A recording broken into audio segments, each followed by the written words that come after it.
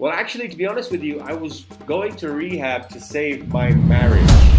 I called my wife and I asked her, I said, do you guys miss me? You and the kids? And she said, actually, no, the house is much more pleasant with you gone.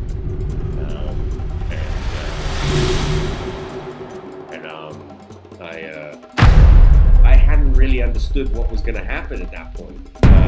Even in the first 3 or 4 days of rehab, I was looking at these other addicts who were crying and grown men weeping, and I'm like, yeah, that's not going to be me, no.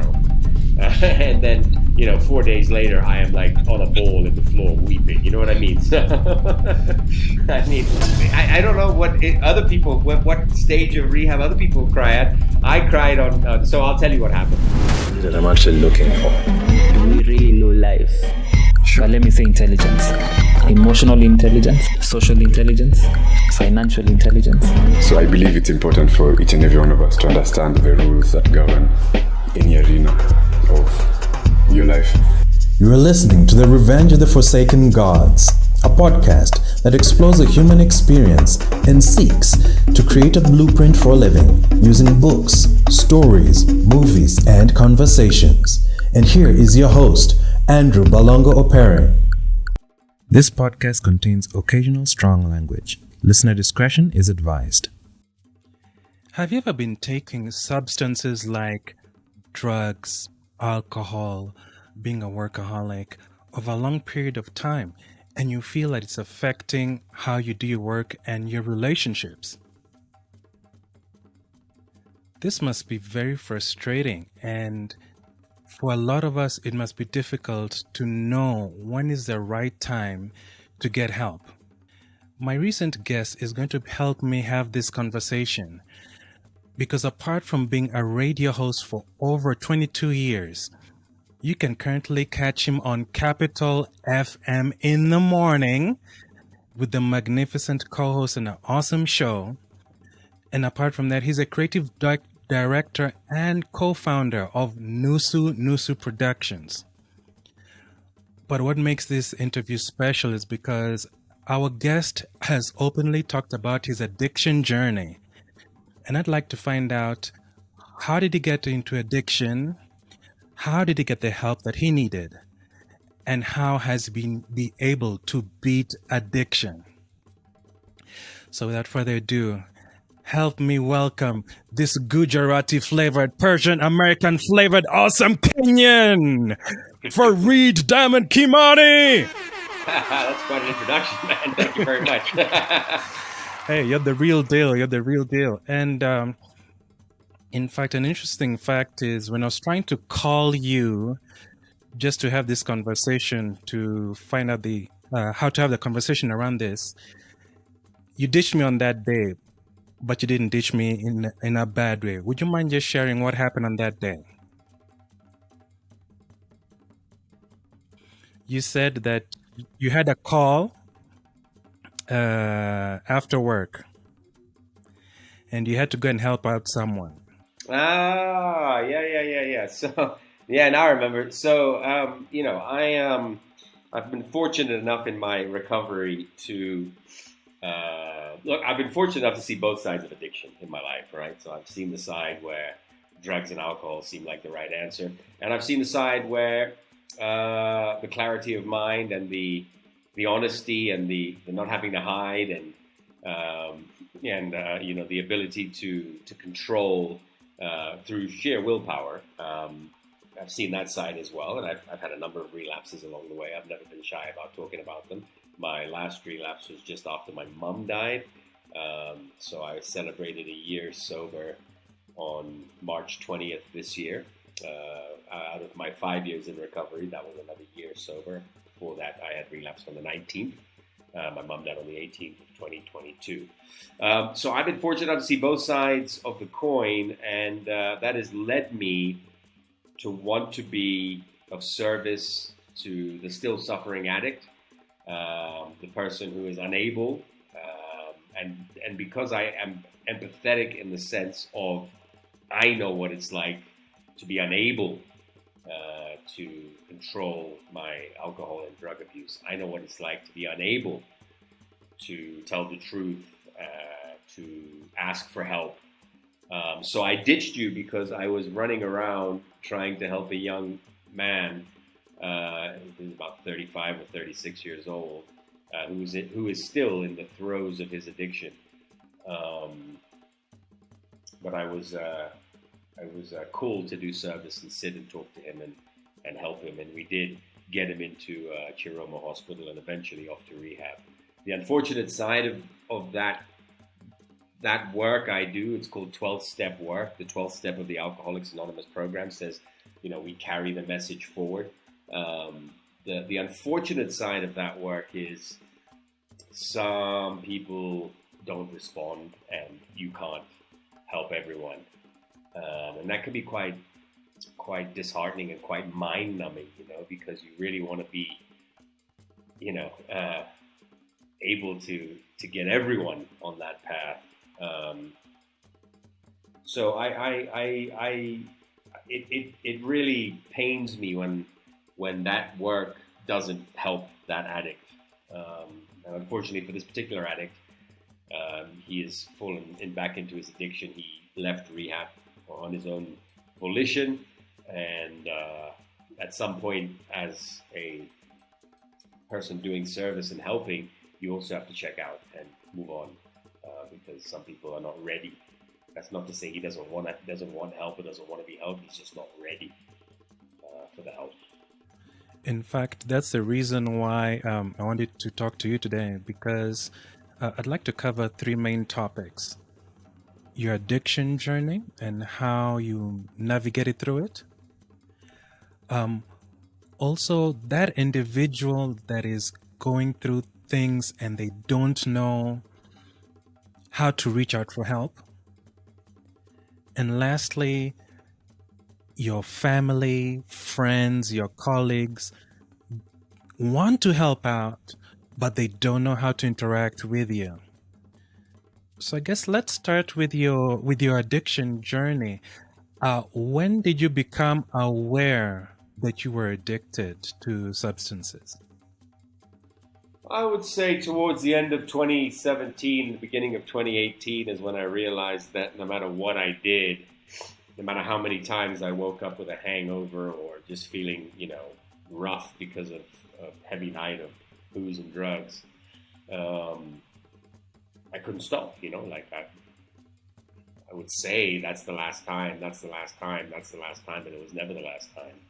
It was, if you were feeling really rough, you might stop for a day, maybe two. Sometimes the alcohol helped the roughness to go away. It's an old saying in the film industry. I don't know if you remember. You might be too young. VHS cassettes. Yes, I remember. So there used to be one that used to clean the VHS. It was called a head cleaner. So we used to say, if you have a hangover, a beer is a head cleaner. In the industry I'm in, it's not like, everywhere you go, there's booze and drugs, mostly booze, but, sometimes drugs as well. So I was going to a private addiction counselor here in Nairobi without anyone knowing. My family didn't know. I was desperate to get clean, but I couldn't, I would go and then, 2 days later or a day later, I was using again. So, my now ex-wife, who is still one of my closest people to me in the world and the mother of my two children, and I had a very long conversation. And I said, I need to get out of here and I need to get some help. And we planned it with the rest of my family, my aunt, my mom, my uncle, and my addiction counselor here in Nairobi by the name of Pat Manners, who is the most incredible woman in the world. And I wanted to go to a rehab in Nairobi, and she refused and said, no. If you go to a rehab in Nairobi, you'll find a way to escape. So they sent me to South Africa. Wow. But I was ready. I was, I'm 82 kilograms now. I was 70 kilograms when I left. I'm not a big guy, I'm quite lean. I can imagine me 12 kilograms lighter. I probably, look quite sick, I thought I looked great. I didn't. I have a picture on my fridge that is a constant reminder of that period of my life. Yeah, that was it. That was when I knew. So I'd like to just get some clarity. Paint for us a picture. You said you got your awareness in 2018, but where were you in your career? We're assuming probably what? Are you in radio? Are you reaching that level where you're successful, people know you, you're getting gigs left, right, and center? Just paint for us how your day was looking like and how... So the dangerous thing about the kind of addict that I am is I'm an extremely functional addict, meaning that I could be drunk and stoned right now during this podcast and you wouldn't know. Well, I mean, I would think you wouldn't know. You probably would know, and the audience might know as well. So I think, but I could go to work. I could go to work. I could go to meetings. I could direct TV commercials. I could direct TV shows. I could do creative concepts for clients. I mean, all of it was pretty half-assed, to be honest. It wasn't like I was giving my optimum anything. But I was functional, so I showed up. You know what I mean? Basically, showed up. I was a body in a room, a body in a radio studio. I wasn't doing my best work at all. But I was busy, you know. I had my radio job. My production house was doing okay. I mean, it was starting to do quite poorly at that period, and I think my addiction probably had quite a bit to do with that. I stopped being kind of accountable during that time.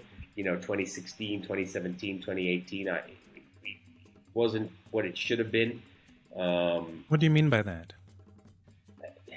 You know, I wasn't putting in a lot of effort. You know, I was putting in enough effort to do the work that we had, but I wasn't, you know, sort of like out and selling and mingling with clients and networking. And, you know, I had a fear of that because, you know, every time I'd go out with a client or, you know, to a social function that had work possibilities, you know, I would get there at 7. By 8 o'clock, I was, you know, shit-faced. You know what I mean? Like I was drunk. You know what I mean? And I couldn't control it, you know, so the best thing for me to do was, you know, and I would embarrass myself, you know, I would say things and I would be loud, obnoxious, and, you know, and then wonder, you know, a week later why that potential client never called me back. You know what I mean? It was becoming quite messy. So the easiest thing to do was to not go to those functions. So as an addict, I couldn't go to those functions and not drink. So I would just not go to those functions and drink. So I would, you know, drink at home. And I think, you know, when I kind of realized how, can I swear on this podcast, by the way? Because I talk quite Sure, openly. you can. So when I realized how fucked I was, is when I was drinking alone more than I was drinking with anyone else. You see, a social drinker, someone who's not an addict, you know, we can go out today, you and I, to Kengele's in Lavington, have a beer, maybe a meal, maybe even after dinner or the meal, we could have a whiskey, and we could go our separate ways. And, you know, you'd go home, I'd go home, and maybe next week we do it again, you know, and that's kind of our thing. That's a non-addict. That's non-addict behavior, you know. And then you might go 3-4 days in the week without even thinking about booze, and, you know, and then someone calls you on a Thursday and says, let's have a beer. And you're like, yeah, cool, let's have a beer. But that's fine. That's a non-addict, right? You and I now, if you want to know what I was like, we go to Kengele's, we have a beer, we have a meal, you say goodbye, I pretend to get in my fucking car, and then as soon as you've pulled out of the parking, I'm back in Kengele's and I'm drinking till 2 a.m. So I'm an addict, you know what I mean? Like that's, you know, that's just how it is. You know, everyone always says, oh, but, you know, it'd be nice to get to a point where I can have a glass of wine and, you know, maybe a beer and, you know, just drink, you know, a couple of glasses with my friends. If you're an addict, that is never going to be a possibility.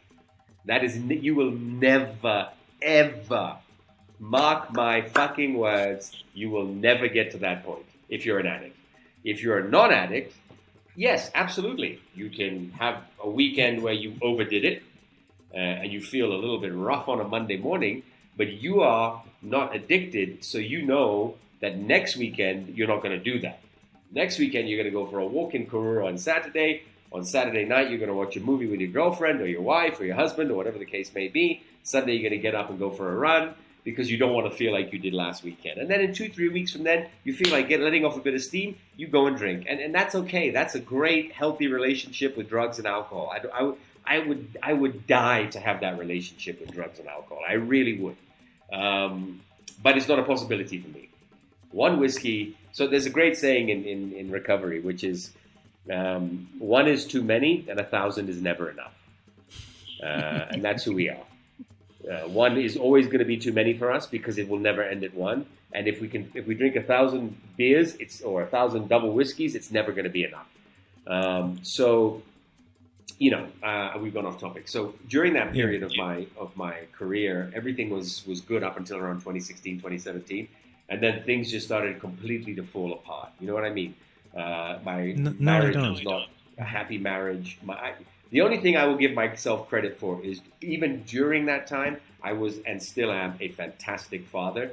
And that comes from not having a great father growing up and not wanting to, like, no one should go through what I went through as a child.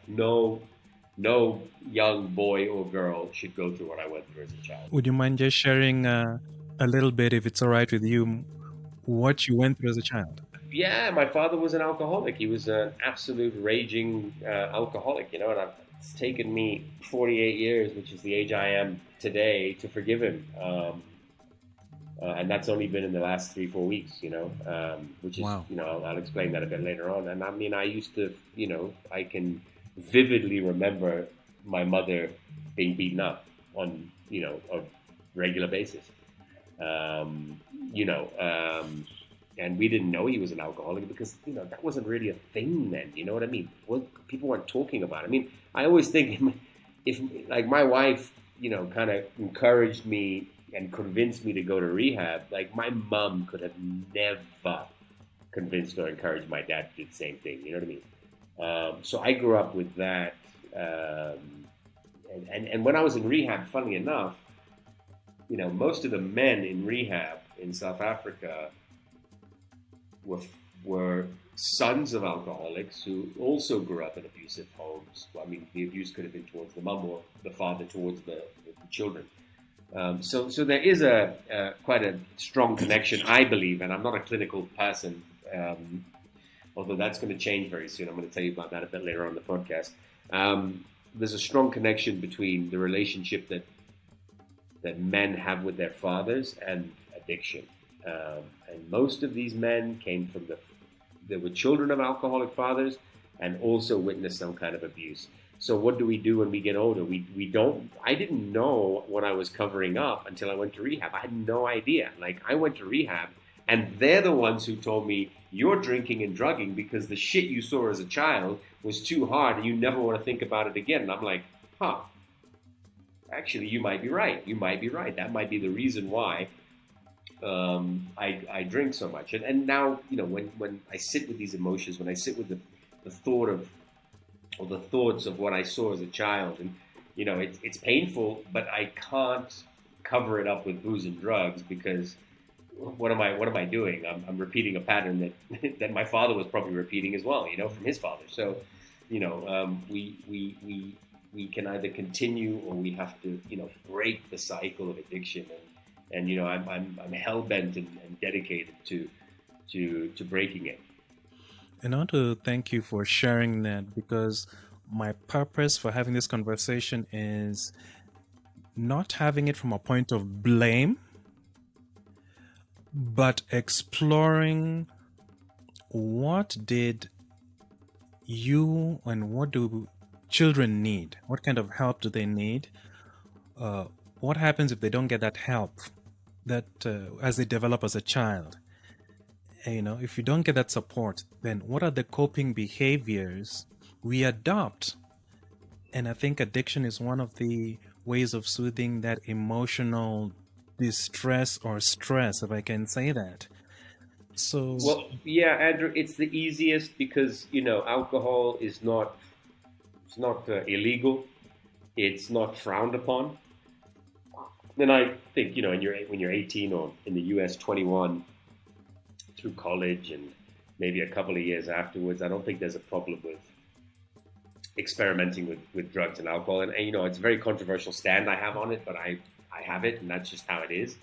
I don't think that there's a problem with experimenting. What I think there's a problem with is when people stop experimenting, like your peers, and they start, getting serious and drinking less.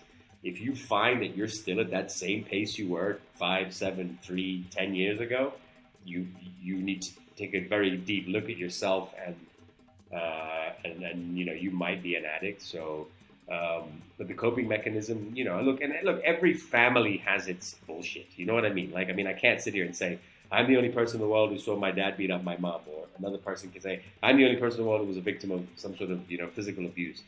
I emotionally abused my second wife. I did, the mother of my children, for many years. And to be honest with you, it's not that different to the physical abuse. I wouldn't raise a hand to anyone, just simply because of what I saw as a child. But emotional abuse is pretty painful and pretty damaging as well. And how does emotional abuse look like?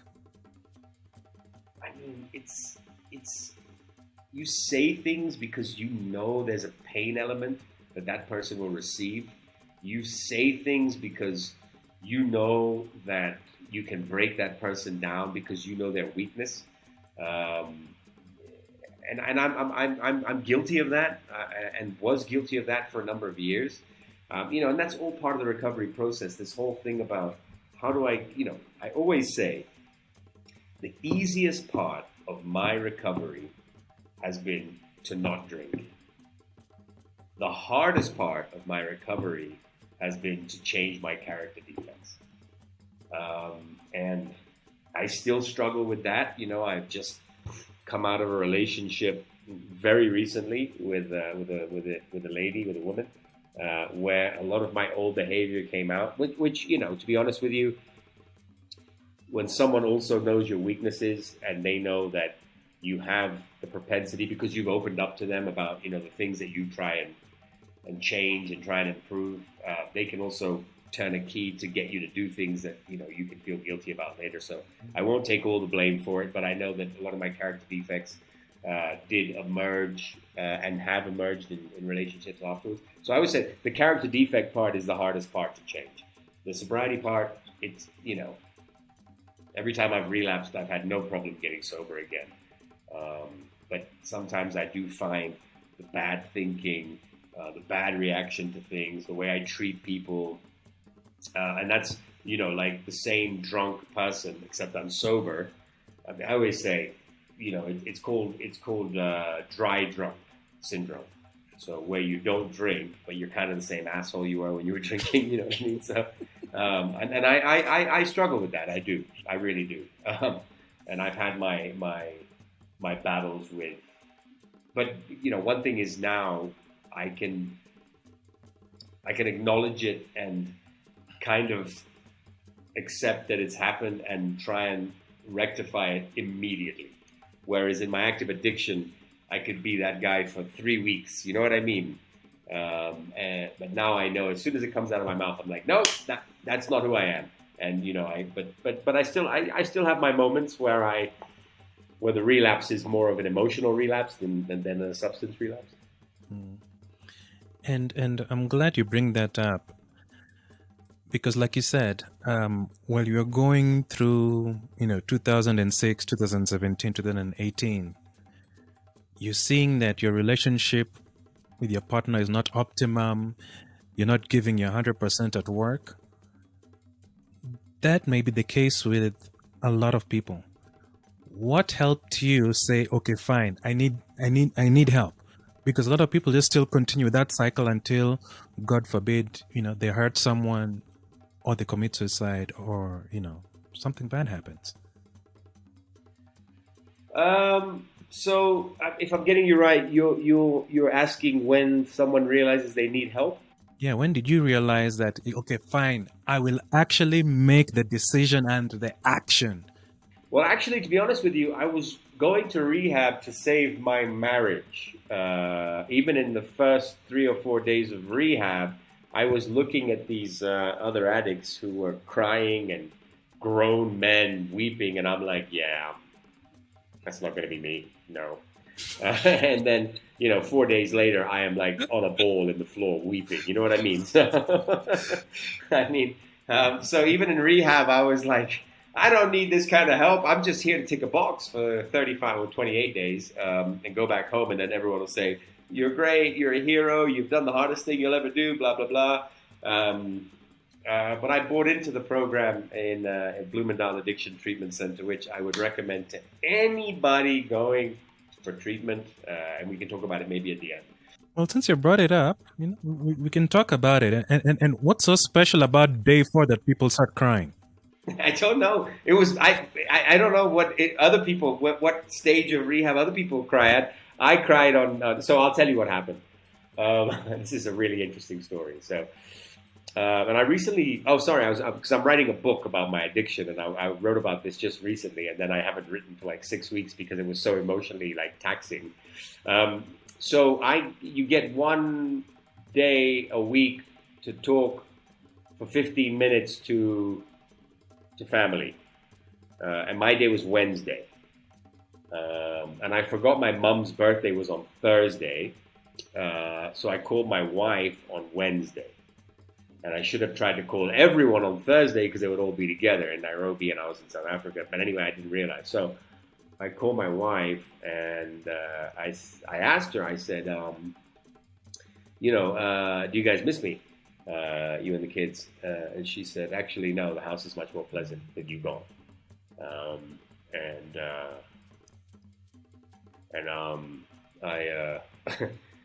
went to bed that night, and it was a room with 3 guys, so there was 3 of us in a room, and I was crying quietly, under my duvet, really, I don't want anyone to hear me, not realizing that I would be crying in a room full of men and women, of 35 men and women and counselors 2 days later, because I hadn't really understood what was going to happen at that point in rehab. So I tried to keep it quiet because I didn't want anyone to think I was weak. And then I think I became the biggest crier in the group at one point during rehab because my father died in 2002. I didn't shed a tear. I've had tragedy after tragedy and things I've seen as a child where I cried a lot as a child. When I got to a point of adulthood, I never, ever cried. You couldn't do anything to me that would make me cry. I did. I cried when my firstborn son was born. But other than that, that was happy cry, there wasn't a sad cry. And I didn't realize how important it was to cry. I had no idea when I went to rehab that at some point I'm going to have to pull these walls down. And they broke me, man. Rehab broke me in a good way, but they broke me. And it took them 4 or 5 days. They told me I was one of the toughest ones they've ever had. Because they would be like, what's your story? And I'd be like, none of your fucking business. You know what I mean? I was this kind of guy. You know what I mean? And so they broke me. And when they broke me, when the floodgates opened, they did not close for a good long while. And I was, a weeping mess for the better part of 30 days. And why is it important to cry? Well, I think we hold on to a lot as men. I can only speak from the perspective of a man because I am one. So I think I don't know how old you are, Andrew, but I am 49 in a few months. So I'm, pushing 50 now. And by the way, I look 10 years younger than I did 5 years ago when I went to rehab as well. So, which is obviously a direct result of the, clean living. But anyway, but of that generation, I don't think we were brought up as men where crying was going to be an okay thing. I remember crying as a child, and my father would say, "You're being a pufta, stop being queer." You know what I mean? So it was what are you, a little girl? Nowadays we say, "Watch your mama." Yeah, exactly. You need to be macho and strong, and so I think we keep it kind of here, in the where the anxiety sits, just below the sternum or just above the sternum of the chest, and that's when we, if you'd rather react with anger than emotion, you'd rather react with shouting than soft crying, and the release of all of that crying was extremely cleansing, for someone who was holding it a lot. The thing is, now I cry quite a bit. So, I could be watching a movie now, and if there's like the two lovers find themselves at the end, I get a little tear in my eye, and I never knew what that was like, Very guarded growing up, very angry, very, very bitter, and always played the victim. Because as addicts, we are genuinely always playing the victim. And it's always somebody else's fault. And I drank and I pissed in the fucking living room because it's somebody else's fault. Or I hit another car because it's somebody else's fault. Or I lost a friend because he lent me money and then I, blew it on cocaine. It's always somebody else's fault. And now I know how to take blame. It's hard sometimes. And sometimes, to be honest with you, I take blame just because I don't want to get into a confrontation with people. And that's maybe not the best approach to life, but it's my approach. And also, you never really know what anyone else is going through, right? You never really know someone else's struggle. And, someone may come at you with some shit out of nowhere, and it happens all the time, right? Whether it's at work or with your friendships or whatever, and I just I kind of hang back these days, and I let the kind of whole thing unfold, and maybe take a day or two away from it, and then I reapproach the situation when cooler heads have prevailed. Having said that, I also have, as I said, lapses in my emotional sobriety. And I can oftentimes say shit that I shouldn't, and then immediately regret it. So, it's a daily struggle. It's a daily struggle. It's interesting you bring that word up, emotional sobriety. What is that?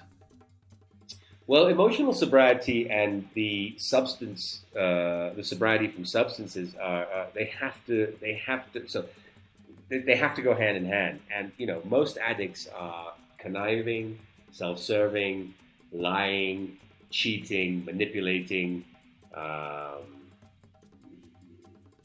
people. I've stolen cocaine from people's homes because I didn't feel like calling my dealer, and there was some shit sitting in the bathroom. I've not paid bills, I've done some pretty rotten shit in my day. I haven't murdered anyone or done anything on that level, but I've done some things that. And to be honest with you, 99% of my friends have stood by me, and I get emotional when I think about that because I've done some things that maybe would cause them not to. Having said that, there's a side to recovery that is along the substance, the abstinence of substances and alcohol and drugs, which is the emotional sobriety. So that's when we start to address and change the character defects. So if you're a liar, how do you stop lying? If you're a manipulator, how do you stop manipulating? If you are one of the people that just, flies off the handle at anything, how do you, curtail that? I often say that I know when my emotional sobriety is on track is when I can trust my gut. Because for 43 years or 44 years, whenever I went to rehab, 43 years, I was completely unable to trust my gut. In fact, I would do exactly the opposite of what my gut was telling me to do.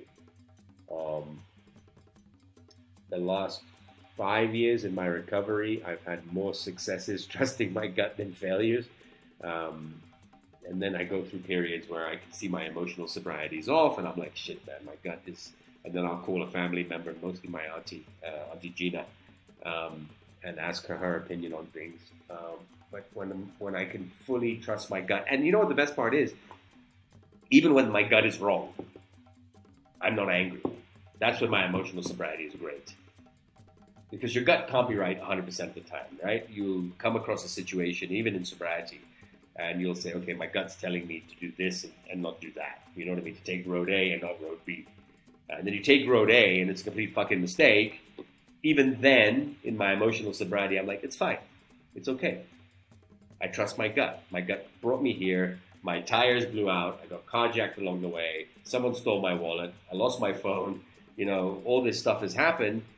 but there's a reason that my gut told me to go down this road, no matter what the outcome was. That's when I know my emotional sobriety is in that sweet spot. Do you remember a situation where like that happened, where you trusted your gut, it was wrong, and then your emotional sobriety kicked in? Yeah. I think so I've been in 3 relatively long-term relationships since my wife and I split up, which they say in rehab take a year, and don't get into a relationship. I didn't listen, so I got into 3 back-to-back, and the third one has literally just ended. But the first one was an incredible woman, like absolute angel of a woman, who I fell head over heels with. But we couldn't be together. Like I knew, like, there was a distance thing. She was also in my opinion, but I could be wrong, but she was also in active addiction, but not clearly addressing it, which is very dangerous. Because I was kind of fresh out of rehab as well. So I trusted my gut to ensure the relationship was over. And it was really painful because I really, and even now, I really, like, genuinely as a person, I love this person. And I think she's an incredible human being, smart, funny, the wavelength was just like, the heads could like read, you know what I mean? But I had to trust my gut, which was like, this is going to end up badly for you as a recovering addict. And right now, you need to focus on that. So I ended the relationship, and it was painful, very, very painful. But I knew it was the right thing to do because my gut was telling me to do it, And in that period of trusting my gut, I've had moments of like, shit, should I have done that? Like, I really wish I'd thought that through a bit better because she was an amazing woman. But I'm like, doesn't matter. That's what my gut told me to do, so that's what I've done. So that's a huge instance, of trusting my gut and my gut telling me that's the right thing to do. Looking back now, do you see that was the right choice or it wasn't the right choice? No. I firmly believe that if people are meant to be together, they'll be together, and if they're not, they won't. So, I mean, only time will tell if that was the right choice or the wrong choice. If it was the right choice, then we will not be together, and if it was the wrong choice, then we'll be together. I'm in a period right now where spending a bit of time alone is paramount to my recovery as well. I have dated 3 women since rehab, and all 3 are in active addiction. And that is a very unsafe space for me. A very, very, very unsafe space for me because, what do they say? You're one drink away from destroying your life. That's every addict's creed, right? So, So I'm in a space right now where I just want to focus a little bit more on my emotional sobriety, and helping and being of service to other still suffering addicts. You've brought out something very important. How do you relate with someone who is an addict?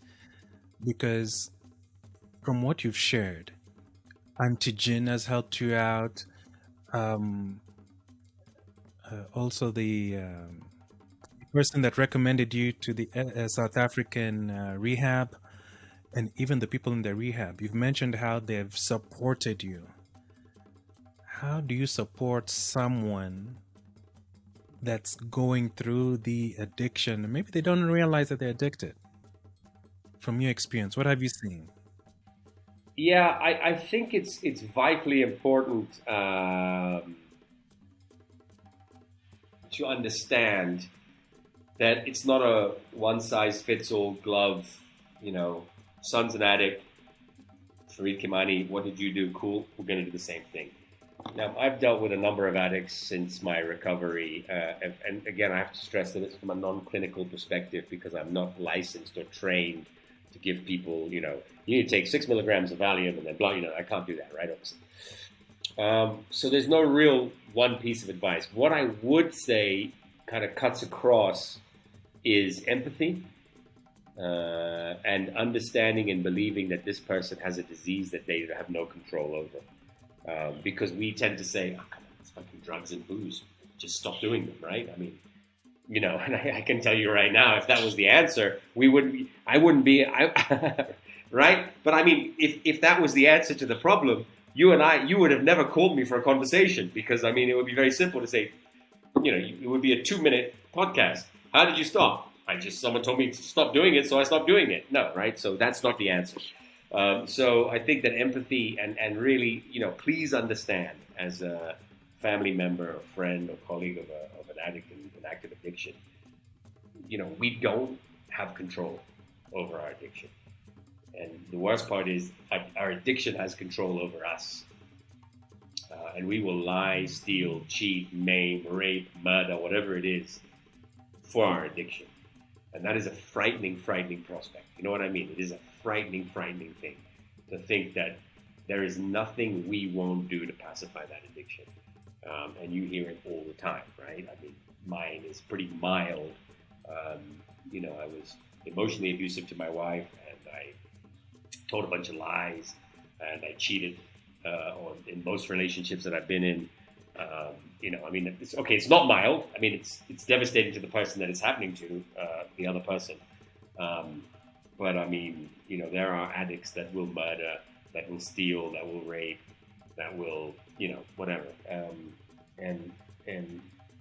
So clearly there's no control, right? Like, we don't have the element of control, because the only thing that matters to us is the next fix, you know, whether it's booze or drugs. So please understand that it's a disease that we don't have control over, because a lot of times you get families saying, I can't deal with this person. Why can't they just stop doing it? You know, it doesn't work like that, you know, for us. It doesn't work like that. If someone is truly addicted, we are suffering from a disease like any disease, you know, and it's not of our doing. We picked up the first drink, and we picked up the first joint, and we, you know, racked up the first line of cocaine because we were trying to cover something up that is a deep, you know, alcohol and drug abuse is only a symptom of a bigger problem.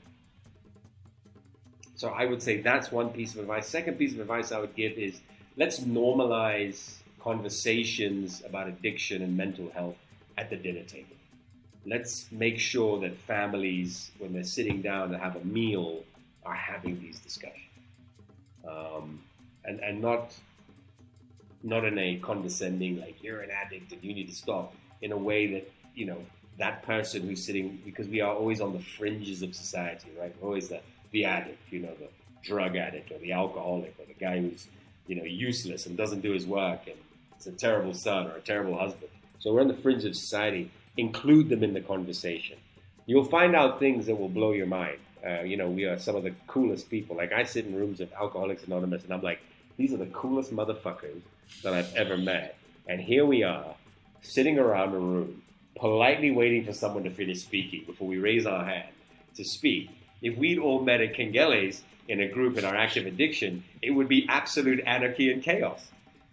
You know what I mean? Like, we are the coolest people in the world. Like, we are, like, I look around, I'm like, man, I wish I could get into everyone's brain and understand what their party life and their active addiction life was like, because we all ended up in this place together because we all had enough. What were some of the eye-opening insights that you experienced while you were in rehab? Like, you know, whether it was from a session, someone shared that one thing, they were like, oh my God, yeah, that's cool. You know, something that just opened your eyes and changed your life. I think one of the really beautiful things that I got in rehab was that I was worth it as an individual, that I was a good person that was underneath layers of drugs and alcohol and deceit and all the other stuff, that I could change, that all of us could change, you know. I still struggle with that now, you know, like when I meet someone who knew me in my active addiction, who I had some sort of situation with, whether it was, you know, an ex-girlfriend or a friend or someone that I fell out with, you know, there's still the propensity of this person to think that I'm the same person.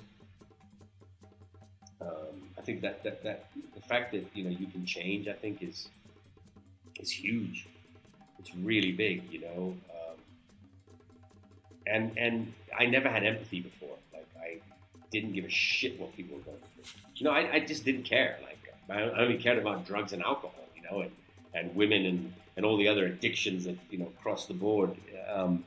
And that were part of my very crazy 25 years, you know. Empathy is such a beautiful thing, you know. Like, it's such a lovely feeling to be empathetic from a really pure and natural place of empathy, and not I'm empathetic because I want people to hear that I'm empathetic, but, you know, genuinely feeling something in your heart for somebody or someone or something that you can't really control the emotion, you know. Like, I never had that before. Like, it's being reborn almost, you know. And all of a sudden you're a person that has, you know, or another thing that came out of my addiction, you know, I was never really happy for people that were succeeding. I was always sort of jealous and envious, like, sort of like, why not me, you know? To have a genuine joy for someone's success is something I started feeling only at the age of 43. Wow. Yeah, and that is, you know, spoken like a true addict. You know what I mean? Like, that is crazy. And now when someone tells me they got a job, or they're doing this work, or they're, you know, landed a gig, you know, that I genuinely just, I'm like, that is, you know, like, I just feel, I feel so happy for them, you know, and I never had that before. I never knew what that was like, you know. It was always mixed with, should have been me, should have been me, should have been me, you know.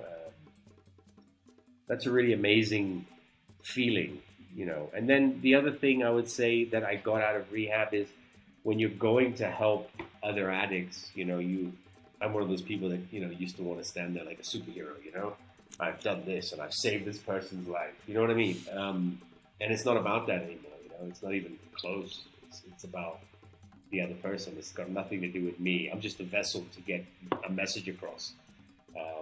But the ultimate goal is to make sure that this person is going to survive. I walk into these 12-step calls. I'm not Fareed, you know, the guy, you know, with the cape, you know, coming to save the day. I'm just a guy who's gone through exactly what this person is going through, and my mission and my purpose in life is to make sure that I help them the way that I was helped, you know. But perhaps that is the definition of a superhero. Someone totally.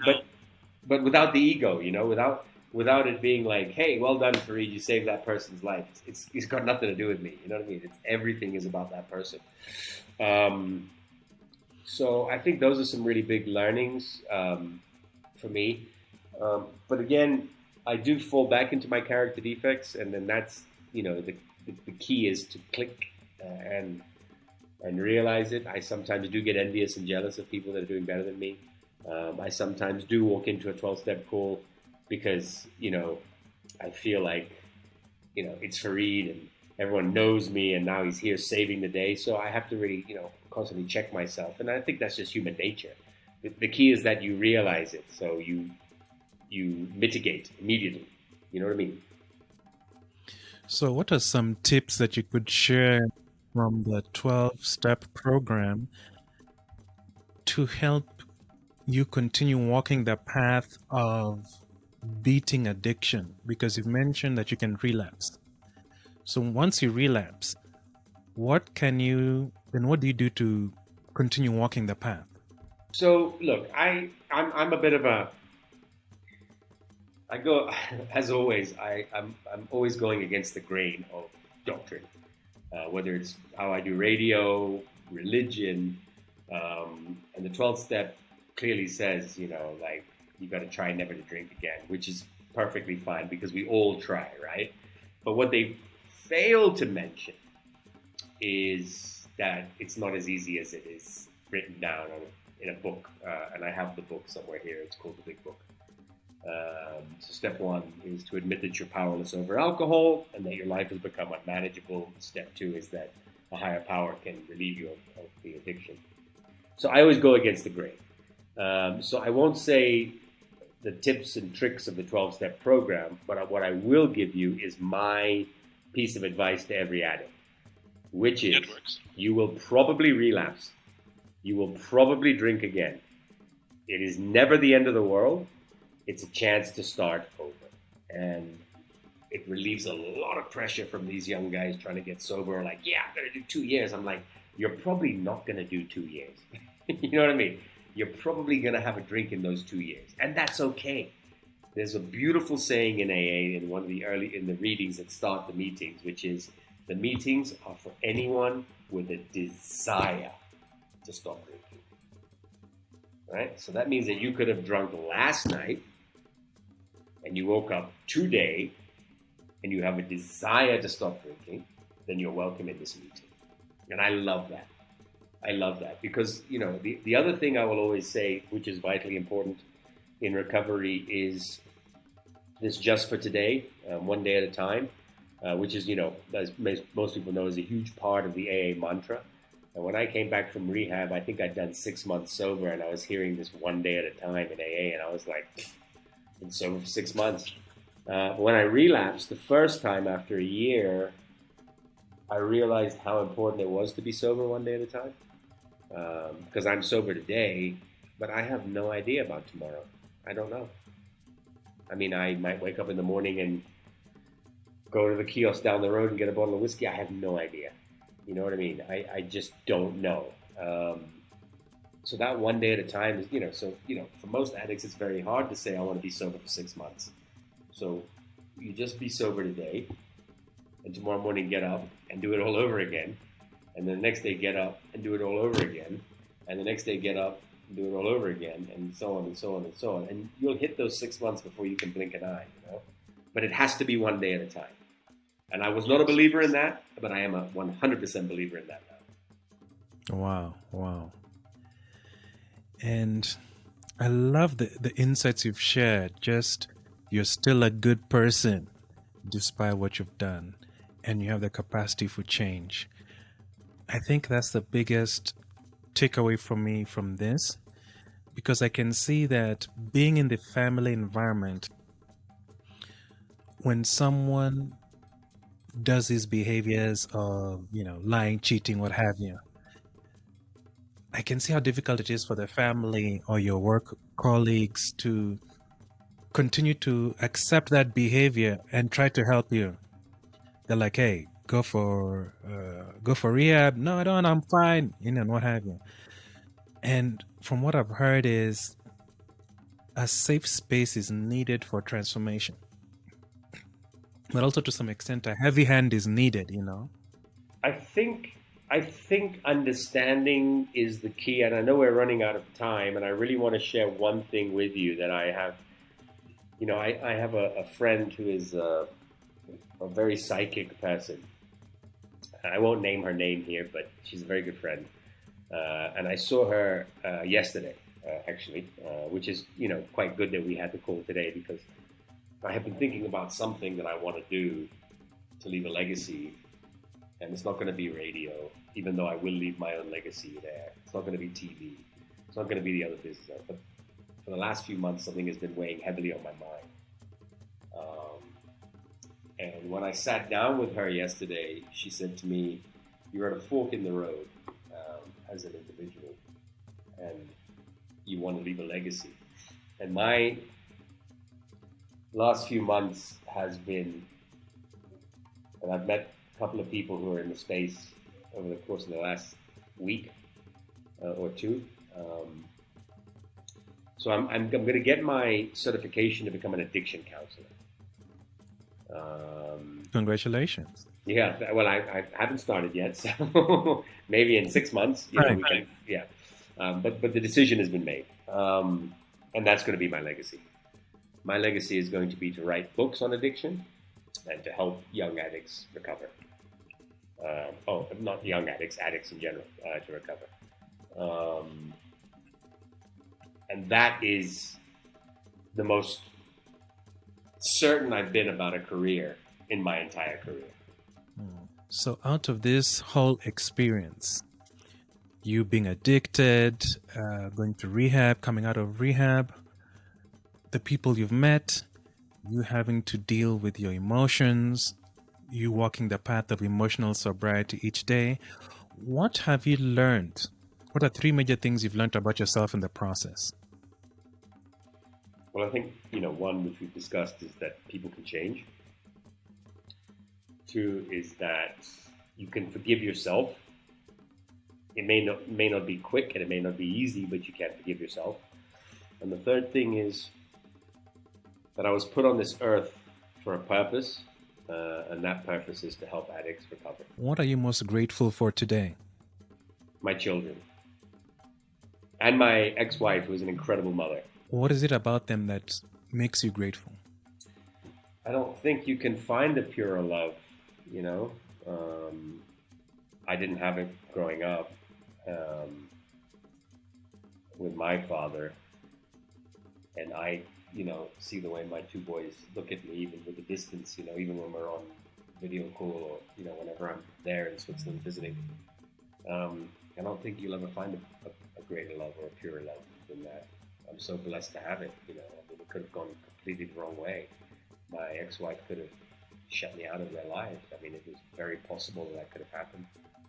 So yeah, I think that's what it is. And I'm grateful to her because as a single mom, really, she's not a single mom, but as a mom who has custody of the children, she works hard and she's just an incredible mother. She's raising them so well, And that may change the next 5 years. I may get a job for 3-5 years in Europe, and we could be closer together, and we can share the responsibility. Who knows, Yeah, but she's an incredible human being. If you had a chance to go back in time and have a conversation with your father, mano a mano, what would you like to tell him? I think I would have told him, if you hit my mom again, I'm going to stab you.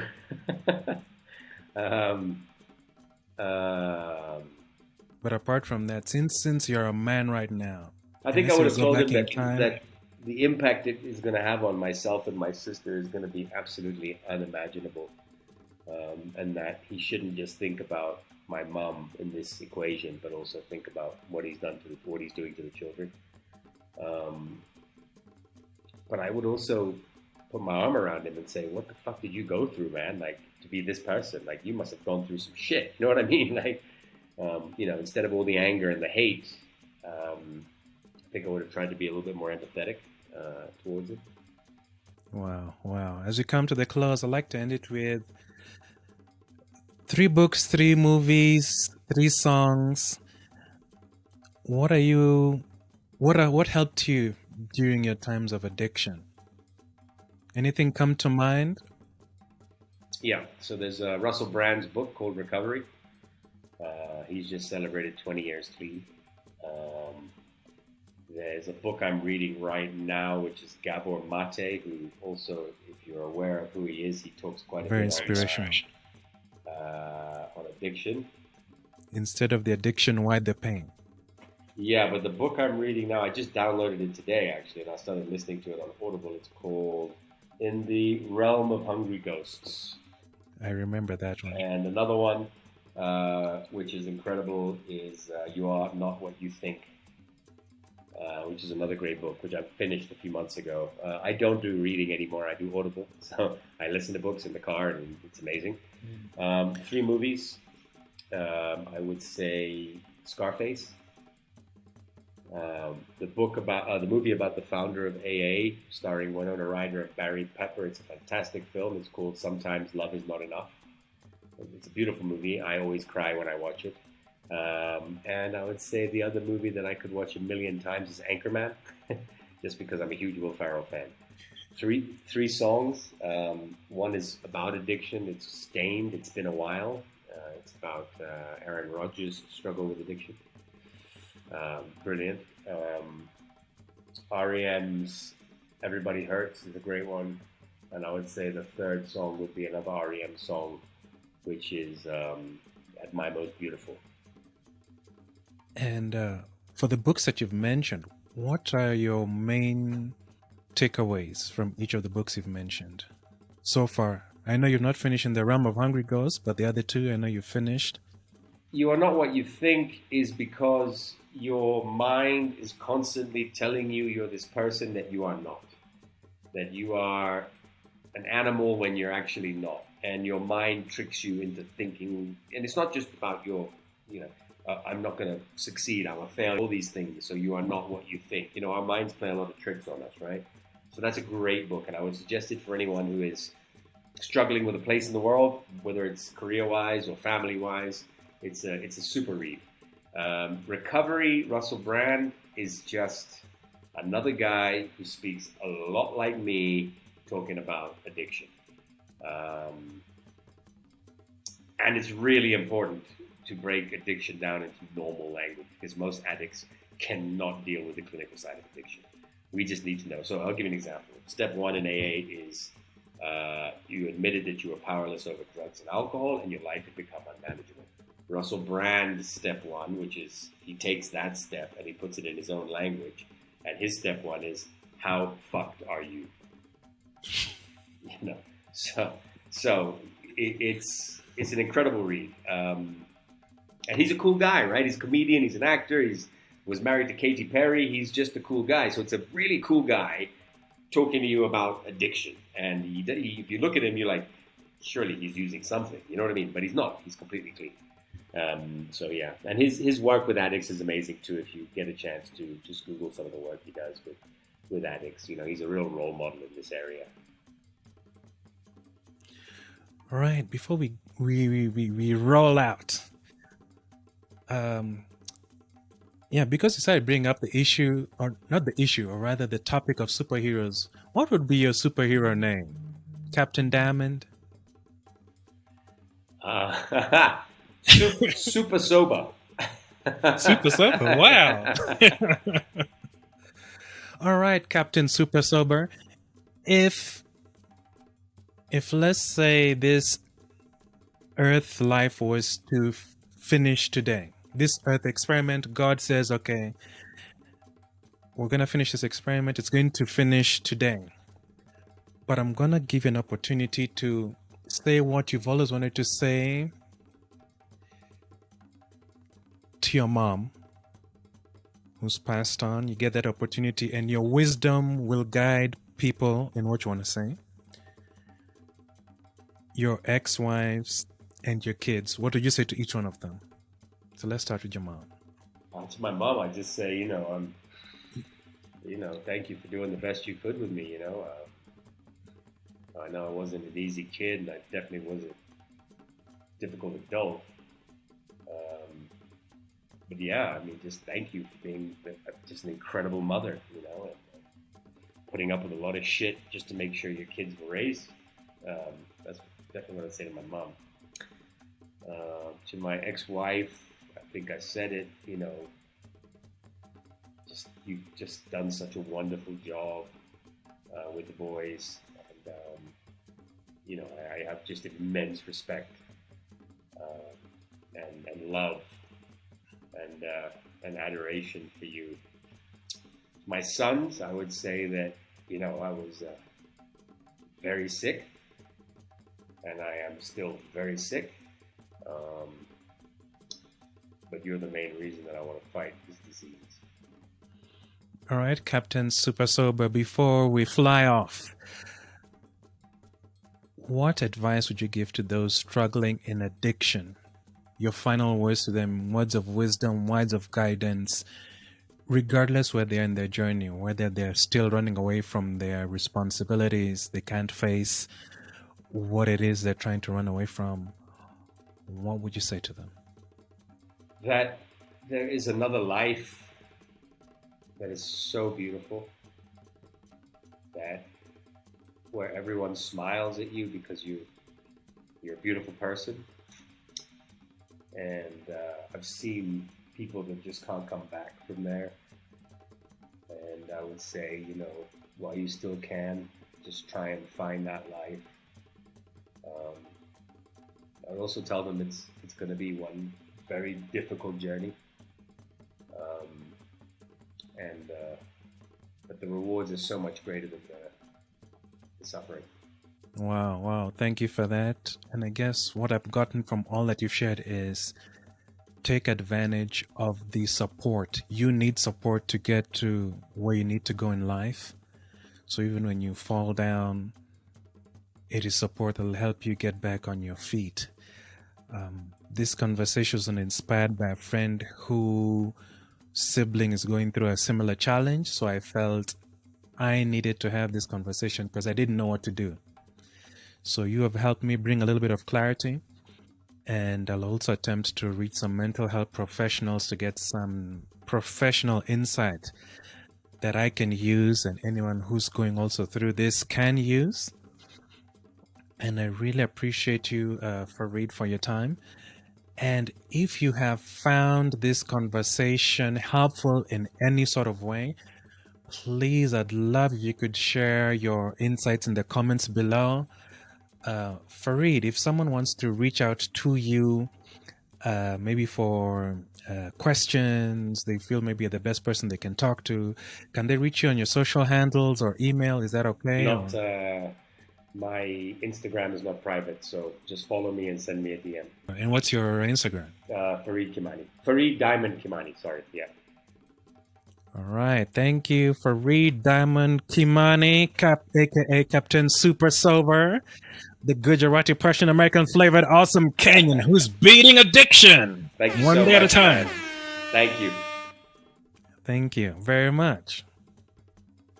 And you have been listening to The Revenge of the Forsaken Gods, where I seek to uncover information that will help you get to the next level.